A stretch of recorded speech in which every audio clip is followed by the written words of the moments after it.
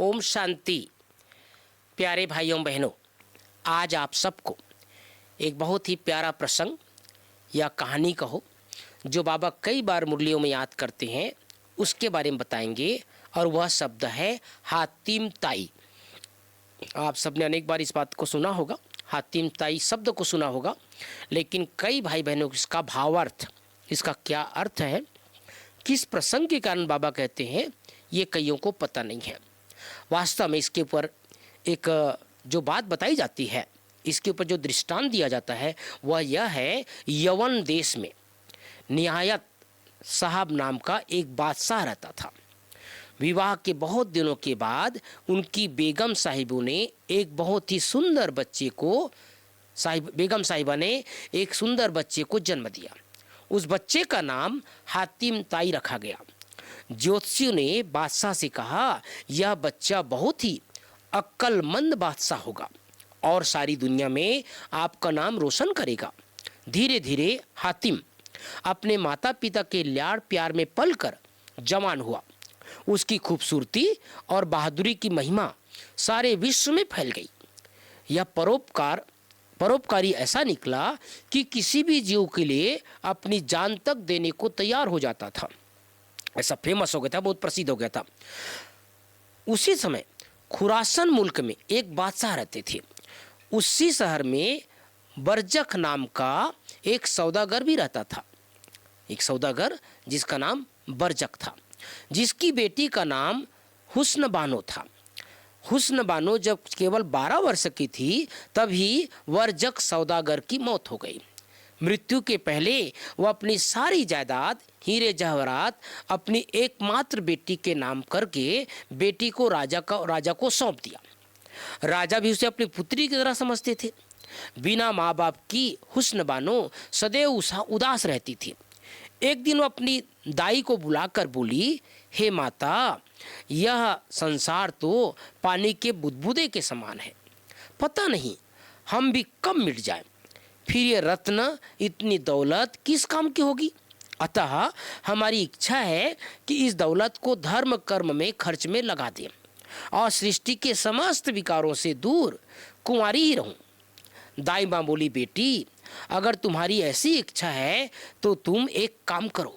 क्या काम करो? तुम अपने मकान के दरवाजे पर 7 सवाल लिखकर टांग दो और उस 7 सवालों के नीचे यह लिखवा दो कि जो व्यक्ति इन सवालों का जवाब देगा, मैं उसी के साथ विवाह करूंगी। उन सवालों का जवाब देना आसान नहीं होगा। अब सवाल 7 जो लिखे हुए थे दरवाजे पर, वो 7 सवाल सुनिए भाई बहनों।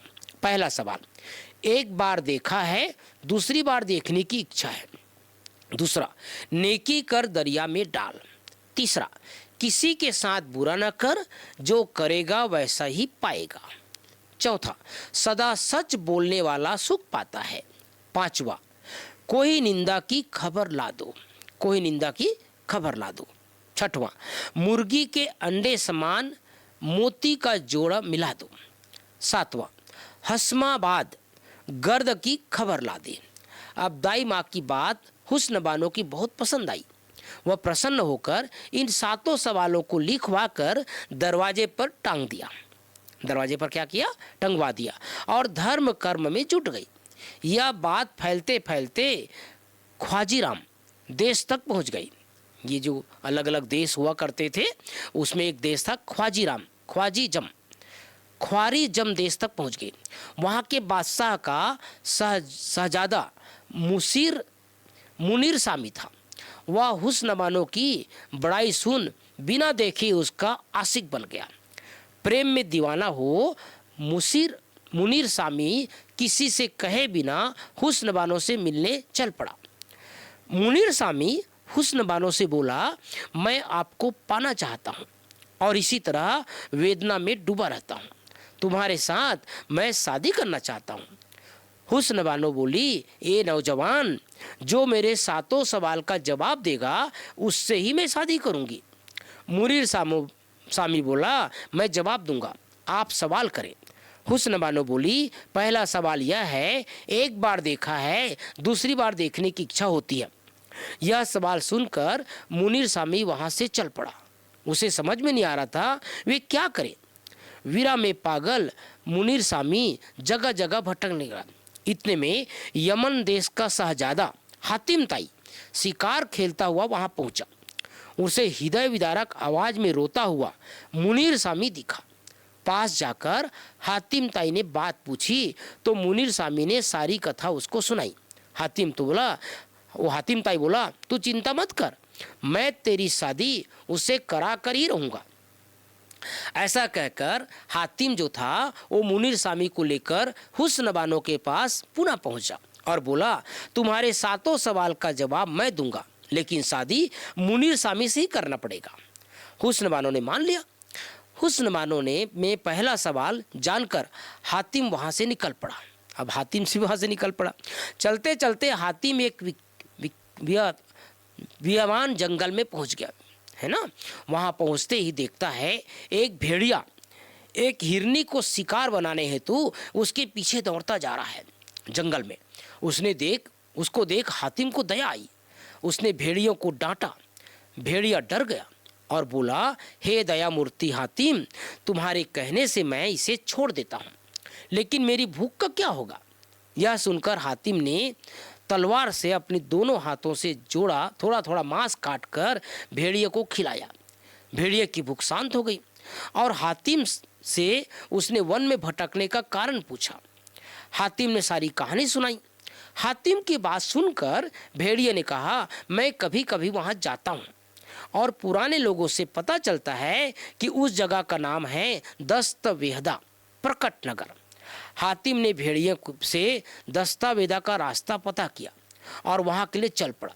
रास्ते में गीदड़ों की मदद से हातिम ने अपने घाव को ठीक कर लिया। वहां से हातिम आगे चल पड़ा। रास्ते में उसे 2 रीछों ने पकड़ लिया। रीछ मतलब भालू। रीछ राज के पास पेश किया गया। रीछ राज ने उसे अपनी पुत्री, जो मानव के समान हुस्न की मालिक थी, के साथ विवाह करने के लिए मजबूर करने लगा और दूसरे दिन अपनी पुत्री का विवाह हातिम के साथ कर दिया। कुछ दिनों के बाद हातिम रीछ राज और पत्नी से आज्ञा के सवाल का हल ढूंढने आगे निकल पड़ा। रास्ते में भयानक जंगल मिला। वहां एक भयंकर नाग हातिम को निगल गया। क्या क्या कहानी है भाई बहनों, सुनते रहिए आप सब। जो नाग था वो हातिम को निगल गया। हातिम सांप के पेट में मरा नहीं, क्योंकि चलते वक्त रीछ राज की बेटी ने एक मुलहरा उसको मुंह में दिया था, जिसके करिश्मे से वो सांप के पेट में भी जीवित रहा। सर्प ने दुखी होकर उल्टी द्वारा उसे पेट से बाहर निकाल दिया।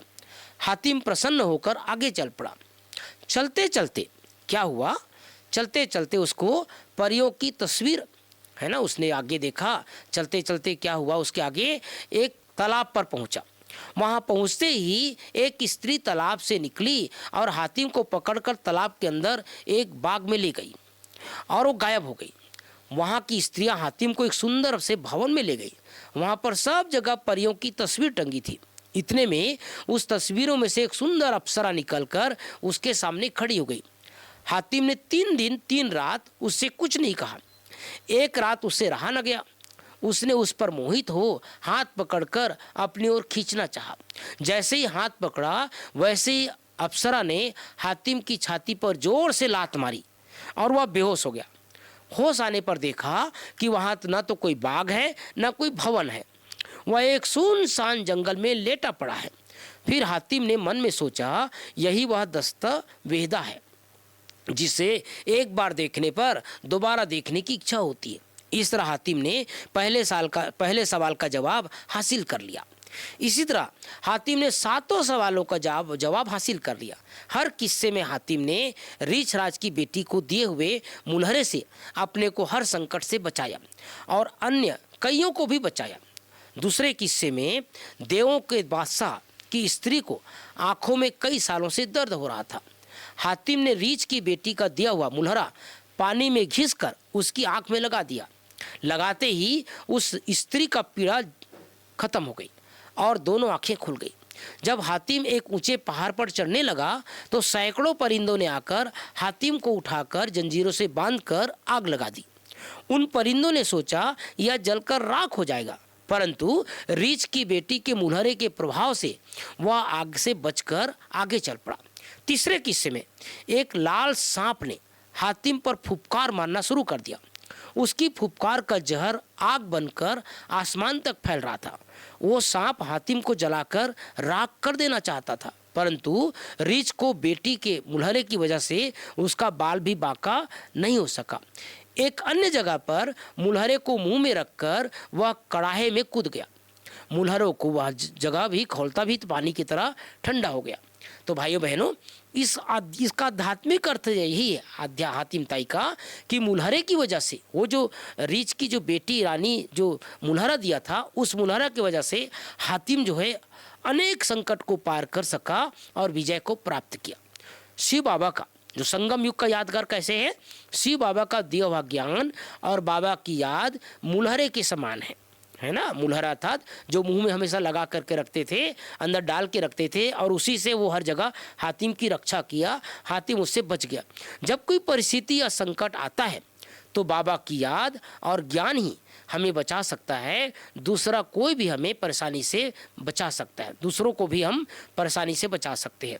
तो भाइयों बहनों, इसका भाव यही है कि हम सभी को अपने जीवन की यात्रा में खास करके ज्ञान रूपी मुलहरा अर्थात हर पल हर क्षण बाबा के द्वारा दिया हुआ सत्य ज्ञान हमें अपने जीवन में धारण करके रहना है।